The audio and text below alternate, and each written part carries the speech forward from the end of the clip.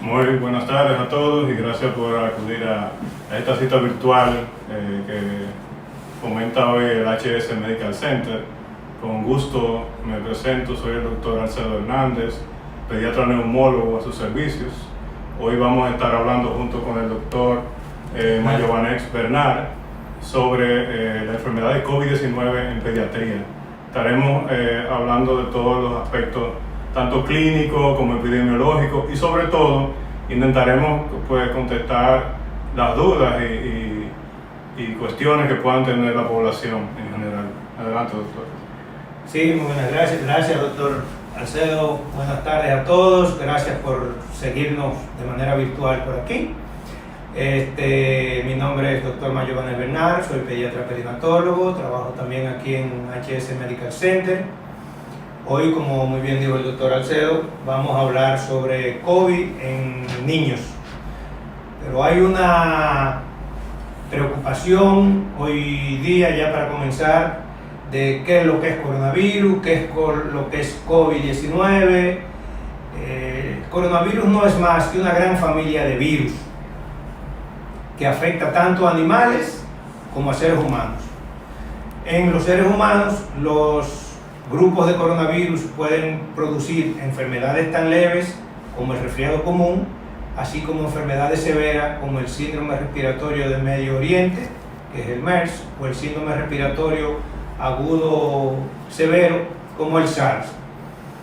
Hoy día, después de el surgimiento de un nuevo virus que se inició en la ciudad de Wuhan, en China, surge un nuevo elemento que ha producido una pandemia a nivel mundial, que es un variante de coronavirus que se ha nombrado COVID-19. De modo tal que los pacientes que han sido víctimas de esta pandemia no son más que pacientes que padecen el COVID-19. ¿Cómo se adquiere el COVID-19?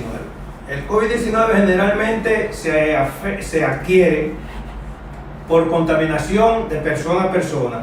Una persona que tenga el COVID-19, tenga o no tenga síntomas, tose, habla o estornuda delante de alguien que no tenga ninguna protección, esa persona inhala las gotículas que expulsa uno a través del habla o el estornudo o la tos, inhala esas partículas que contienen el virus, y esas partículas pasan al cuerpo de la persona que se acaba de infectar y se produce una enfermedad. Esa enfermedad comienza a tener sus síntomas después de 14 días, que el periodo de incubación del COVID-19 es de 1 a 14 días, aunque una persona recién infectada puede comenzar a presentar síntomas 4 o 5 días después de haber sido infectada. Una persona con COVID, generalmente 1 de 5 pacientes infectados son los pocos que van a llegar a enfermedad grave, pero el 80% generalmente producen síntomas leves, los cuales se manejan en la casa de manera ambulatoria. No todos los pacientes ameritan hospitalización. Los síntomas que presentan las personas recién infectadas generalmente son síntomas ligeros: dolor de cabeza, fiebre que no tiene que ser muy alta, sensación de cansancio. Esos son los 3 síntomas más frecuentes, pero después pueden presentarse síntomas que no son tan comunes, como la conjuntivitis, el edema de los labios y la lengua, el dolor en las piernas, dolores articulares, dolor abdominal, náuseas, diarreas. Y hay otros síntomas también, que es la pérdida de la coloración de las manos y los pies. Esos son los síntomas más comunes dentro de los leves.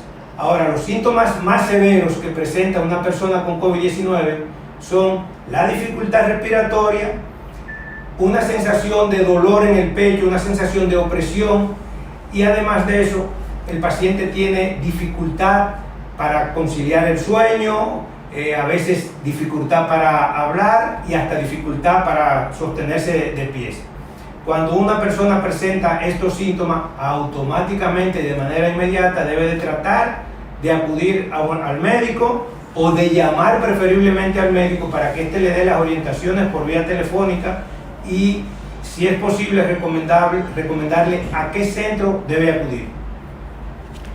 Ok, comenzando con unas cuantas preguntas, hacerle la salvedad que si tienen alguna duda pueden dejarlo aquí en el chat, lo iremos respondiendo.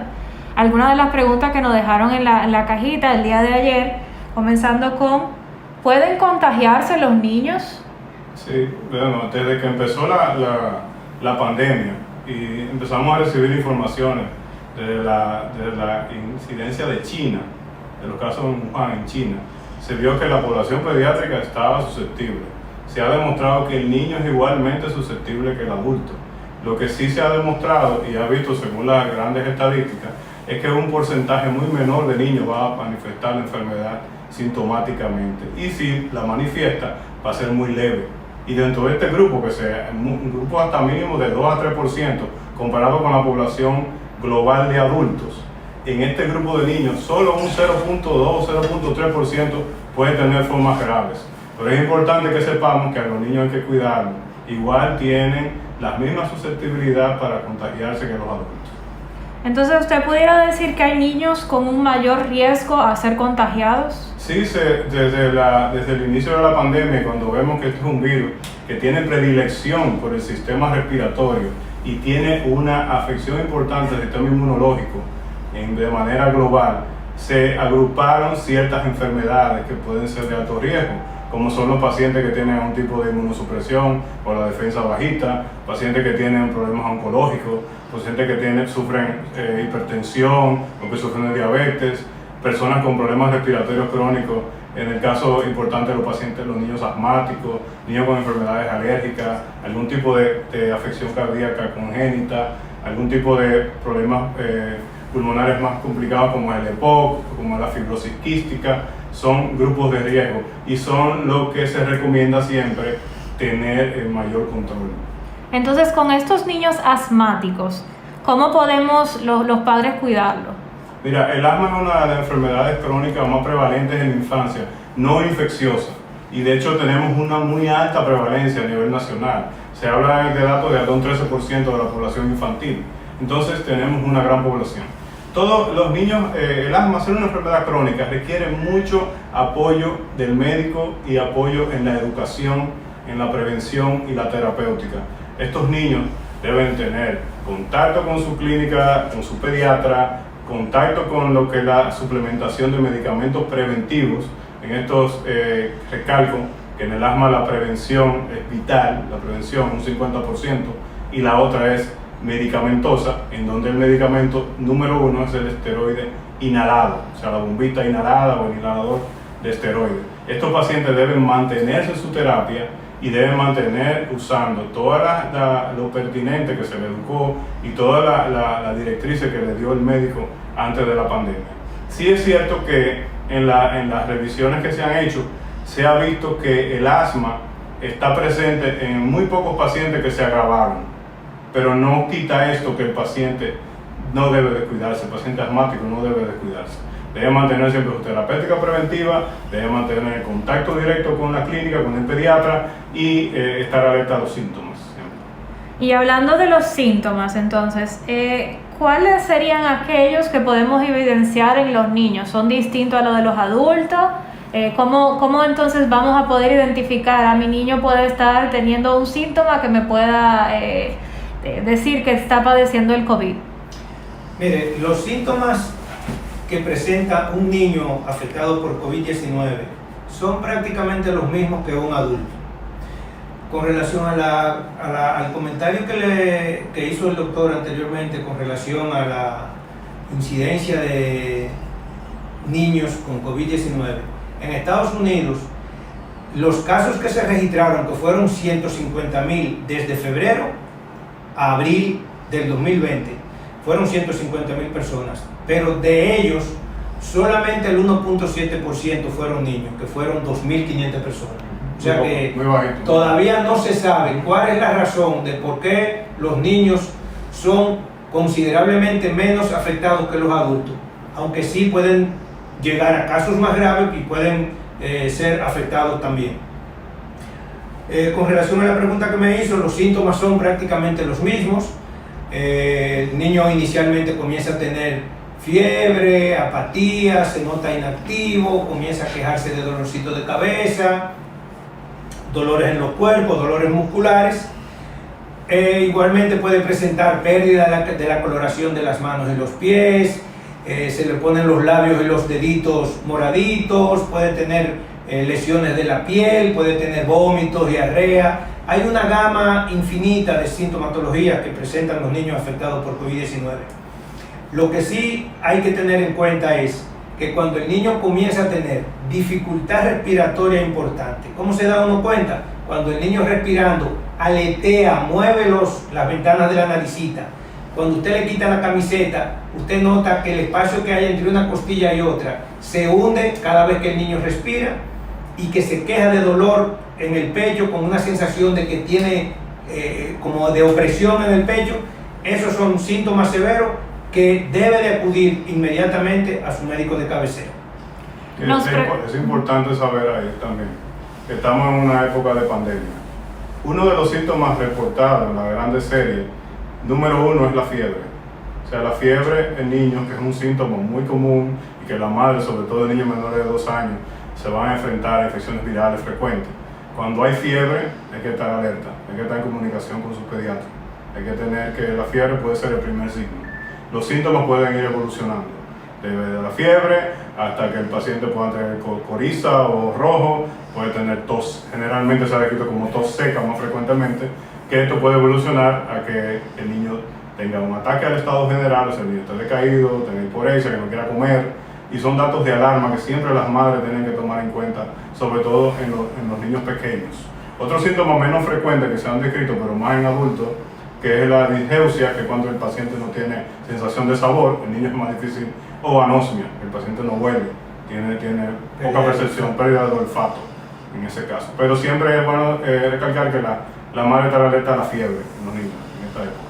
Ok, nos pregunta una seguidora de que si es posible de que sea asintomático, así como ha sucedido en pacientes adultos. Sí, se ha visto que hay pacientes, una alta proporción de pacientes tal vez asintomáticos o de síntomas muy leves que ni lo perciben. Lo que se ha visto es que tal vez estos pacientes todavía están en un periodo de incubación y que uno de los grandes riesgos de este virus, que en el periodo de incubación donde hay síntomas, es contagioso, es altamente contagioso. Entonces, en niños, pues un gran número ha sido con pocos síntomas o casi imperceptibles. Y puede ser que, aunque los niños son menos contagiadores que los adultos, los niños pueden contagiar a adultos, pero es menos. Los niños realmente cuando todo se estornuda, pues tiene una fuerza menor para expeler las gotitas de secreciones, que son donde está la carga viral y se contagia en la vía respiratoria. Pero sí pueden haber casos asintomáticos, por eso hay que estar alerta. Y siempre nosotros los adultos somos los que llevamos el virus a los niños. O sea, los adultos son los que estamos saliendo, los adultos somos los que nos estamos exponiendo. Entonces hay que seguir siempre el protocolo de higiene, de llegada a la casa, de uso de la mascarilla adecuadamente, del aseo de las manos, de la limpieza de las superficies, porque el niño se contagia de nosotros principalmente. Entonces nos preguntan también, en el caso de los recién nacidos, ¿cómo podemos ver los síntomas? ¿Cómo podemos identificarlos?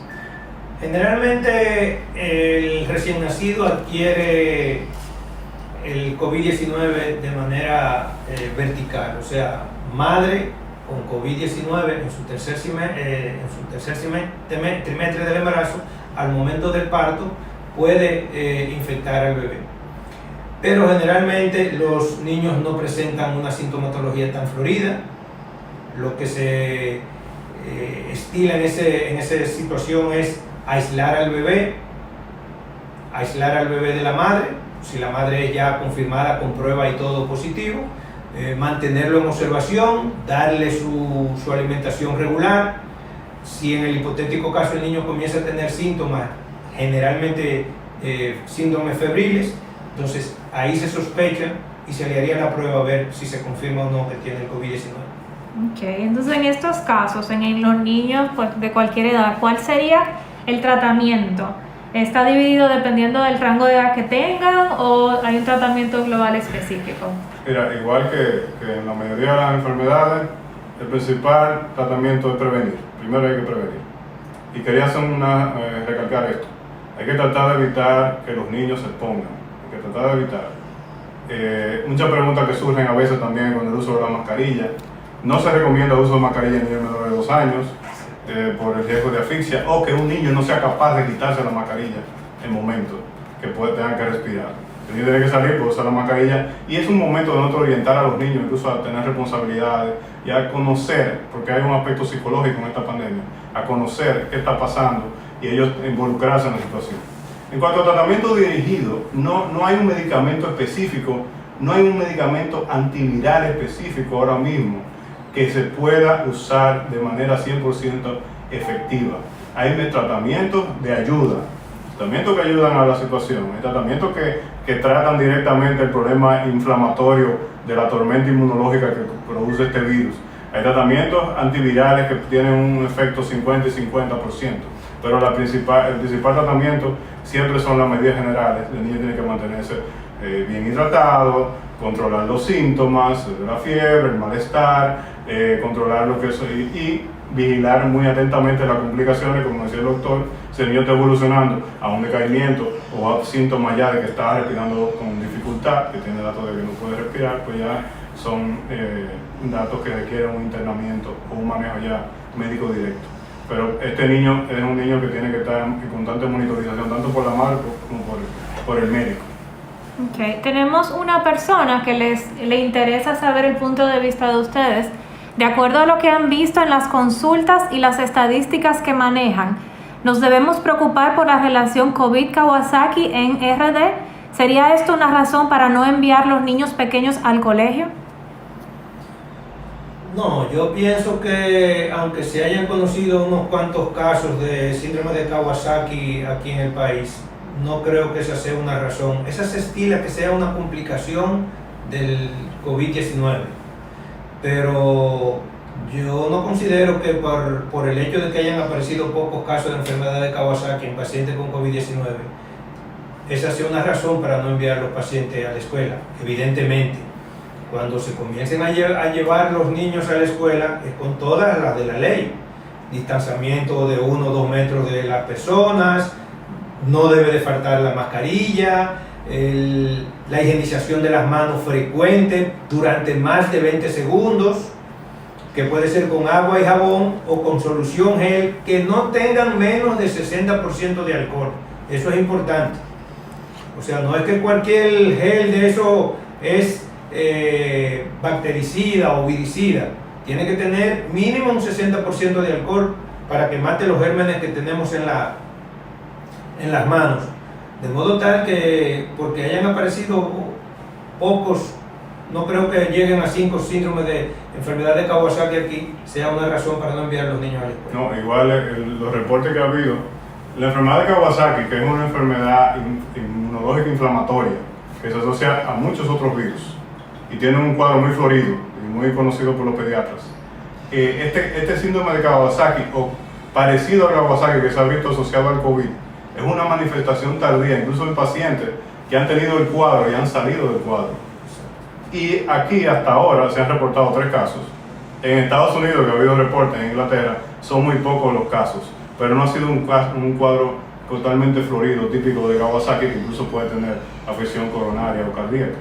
Esto es una alerta que tenemos que tener todos los pediatras. Igual los padres entiendo la preocupación, pero hasta ahora es solamente una complicación que está apareciendo. Este es un virus que lo estamos conociendo ahora.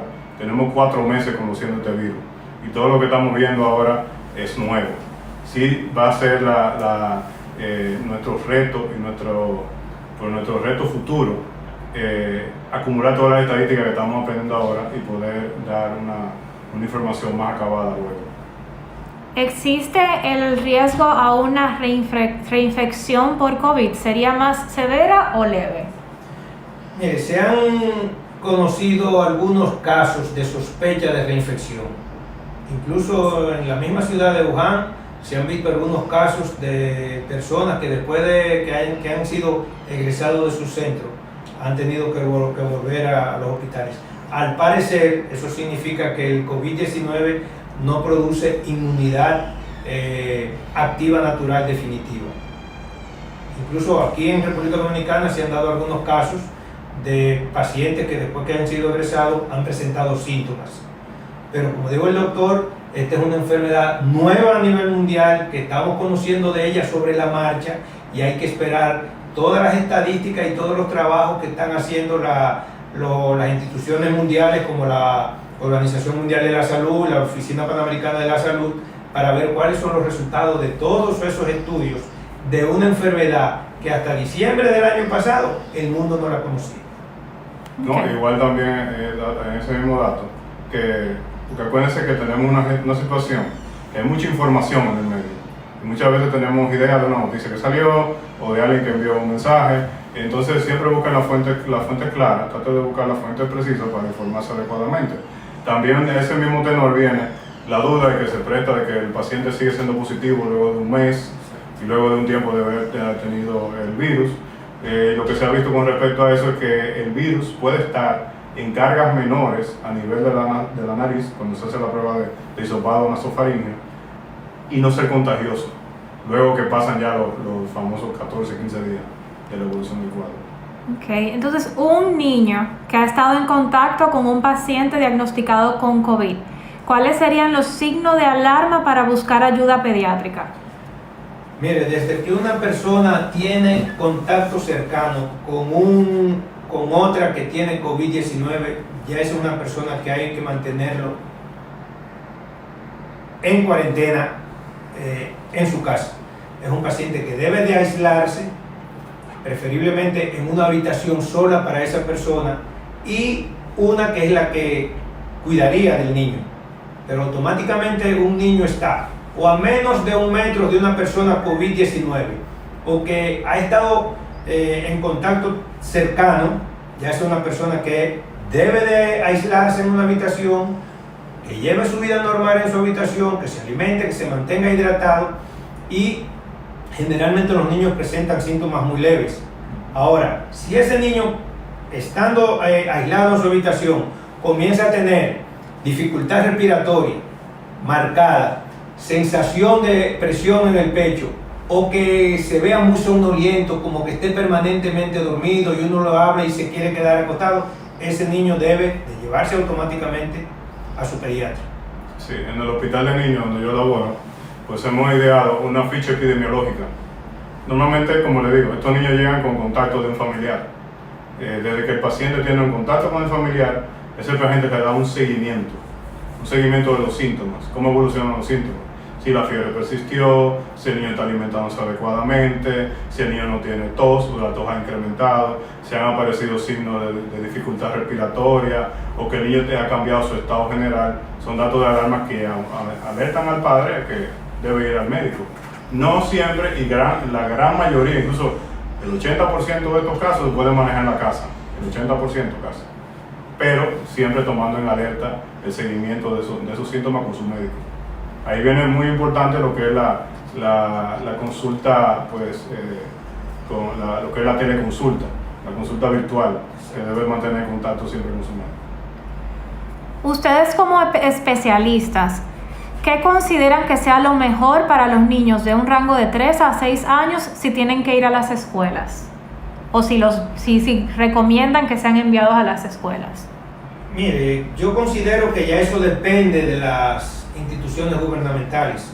Cuando el Ministerio de Salud Pública considera que en función de las cifras que maneje, ya sería prudente darle apertura a la asistencia escolar.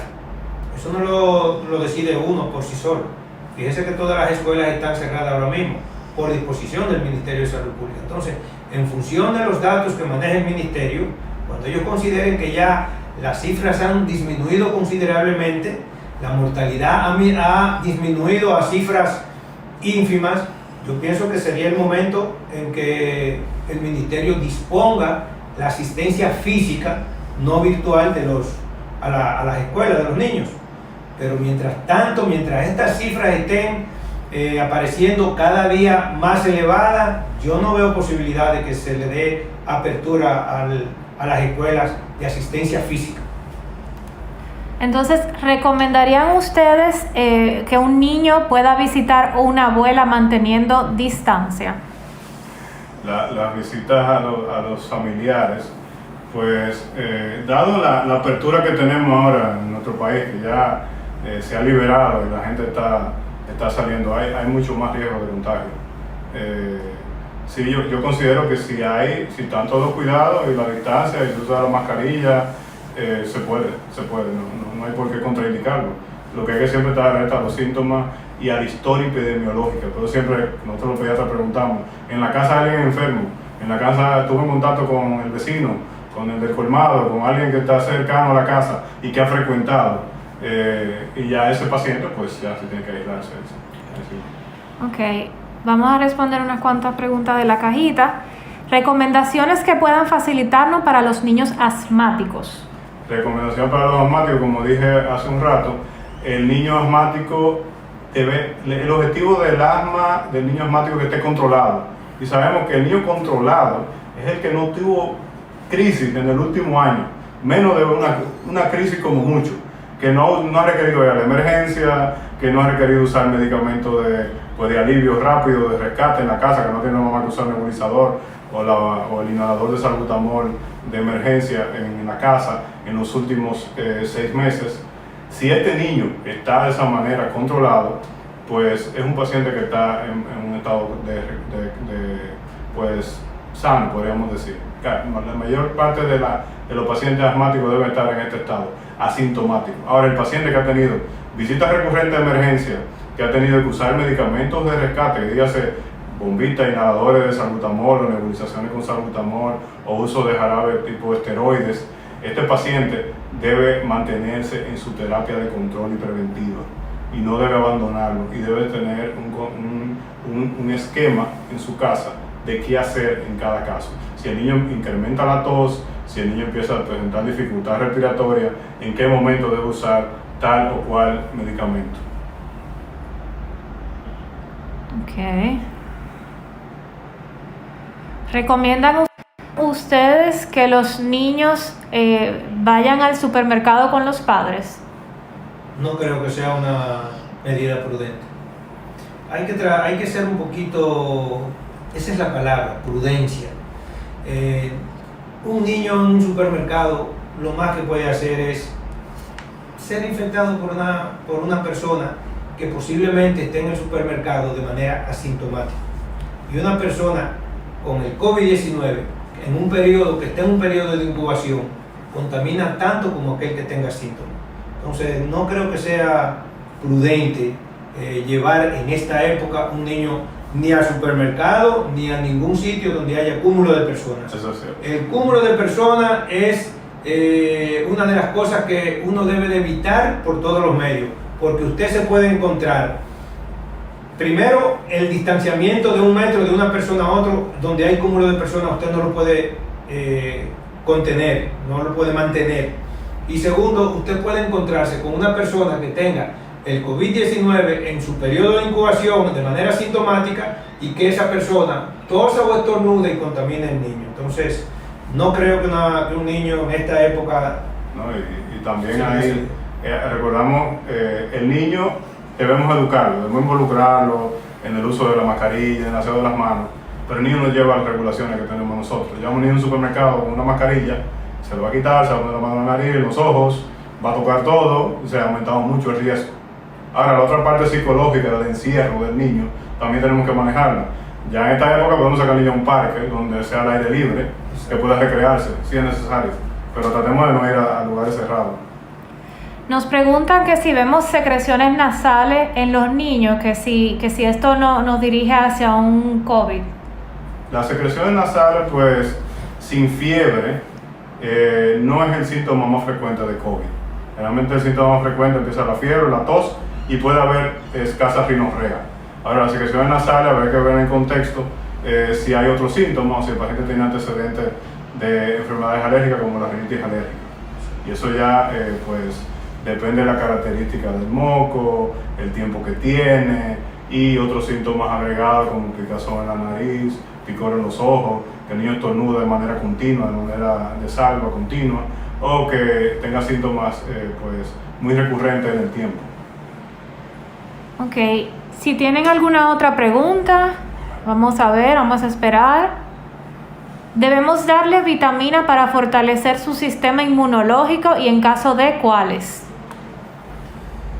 Mire, más que darle vitamina de las que vienen en medicamentos, yo pienso que lo más que se le debe garantizar a un niño es una buena alimentación. En los alimentos que uno consume es que están todas las vitaminas que a uno le dan en medicamentos. Si usted le da a un niño mucha fruta, jugos de cítrico, buena alimentación, usted no tiene que darle vitaminas suplementarias. Ok, en cuanto a las vacunas, ¿continuamos colocándolas?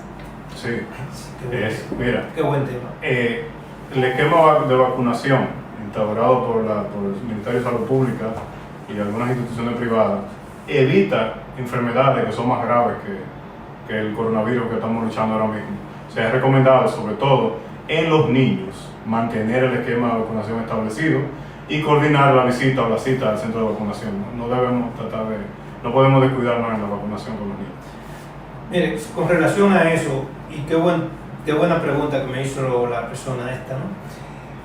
Hay cierto temor de muchas madres de llevar sus niños al pediatra a vacunar. Es peor que a un niño le dé coronavirus si no tiene su esquema de vacunación completo, si no tiene su esquema de vacunación al día, que si le da el COVID teniendo todas sus vacunas. Entonces hay que tratar de mantener el niño vacunado. Que hay esta situación de COVID, bueno, lleve al niño con su mascarilla. Si tiene menos de 2 años no hay que ponerle mascarilla, pero si tiene más de 2 años, llévelo con su mascarilla, igual que la madre o el padre, pero no permita que por el asunto del COVID-19 el niño se atrase en su esquema de vacunación. Sobre todo, vacuna contra 2 enfermedades, vacuna contra sarampión y vacuna contra el virus de la influenza. Pero las otras vacunas, las madres tienen que tratar de mantener su esquema de vacunación completo, por la razón que le expliqué anteriormente. No, incluso hay teorías viendo en el contexto de la poca incidencia del COVID en niños. O sea, hay teorías que dicen que el niño en los primeros 2 años recibe un esquema de vacunación constante que entrena en el sistema inmunológico. Y hay teorías que dicen que esto puede ayudar a que el niño no se contagie tan fácil con el COVID-19. O sea que la vacuna es vital, sobre todo para disminuir todas las enfermedades prevalentes, que son más severas, como digo, el sarampión, las enfermedades que están erradicadas ya, y todas las demás, que no llevar al niño con todas las medidas de rigor a vacunarse, o incluso contratar una cita, puede hacerse. Una de las preguntas, de hecho, era sobre la influenza, si recomendaban colocar la vacuna de la influenza aún con el brote de COVID. Hágalo con temor y a su hijo le va a beneficiar considerablemente eso. No, hay una epidemia conjunta de influenza y COVID-19. Sí. De hecho, hay altos casos de influenza que es prevenible por vacuna. Antes de comenzar la pandemia por coronavirus, había una alta incidencia de niños con influenza en el país. Sí. Incluso yo recuerdo que hubo un día que yo en mi consultorio, en un día hice 5 diagnósticos de niños con influenza, en un solo día. ¿Qué opciones recomiendan para los niños que no suelen comer frutas ricas en vitamina C? Bueno, hay que tratar compensar la no ingesta de fruta con otros alimentos, con carnes, con cereales, líquidos si no comen fruta pueden ser jugos de fruta cítrica también. Sí, se pueden hacer zumos, se puede buscar la forma de entrenar al niño en la alimentación. Esa es la primera parte. Ok, si no tenemos más preguntas, algo con lo que ustedes quisieran concluir, exhortándole o comunicándole a todas las personas que nos están visualizando el día de hoy. Bueno, sí, nosotros tenemos que hacer conciencia de que esta enfermedad, esta pandemia ha cambiado considerablemente la forma de vida. Incluso ya la mascarilla va a formar parte de nuestro vestuario hasta que no se descubra una vacuna. O sea, nosotros no hay forma de que nosotros salgamos a la calle sin una mascarilla. Tenemos que tener cuidado hasta con los lugares donde uno pone la mano, porque ya se sabe a ciencia cierta que, por ejemplo, el virus del COVID-19 en superficies de plástico y en superficies de acero inoxidable dura hasta 72 horas. En superficies de bronce el virus del COVID dura hasta 4 horas y en superficies de cartón dura hasta 24 horas. Eso significa que no solamente la higiene debe de circunscribirse al lavado permanente de las manos, sino que a cada rato nosotros tenemos que estarle pasando un paño con soluciones desinfectantes al tope de los escritorios, al tope de la mesa, a los teléfonos, a los interruptores de la luz, al teclado de las computadoras, porque todo eso son sitios donde fácilmente podemos encontrar el virus del COVID-19. Y si de una manera u otra, de manera involuntaria, nosotros con las manos contaminadas nos llevamos las manos a la boca, la nariz o los ojos, el virus puede llegar ahí y a través de ahí pasar el cuerpo y producir la enfermedad. Entonces tenemos que tener en cuenta que la enfermedad de COVID-19 ha cambiado el hábito de vida en el mundo entero.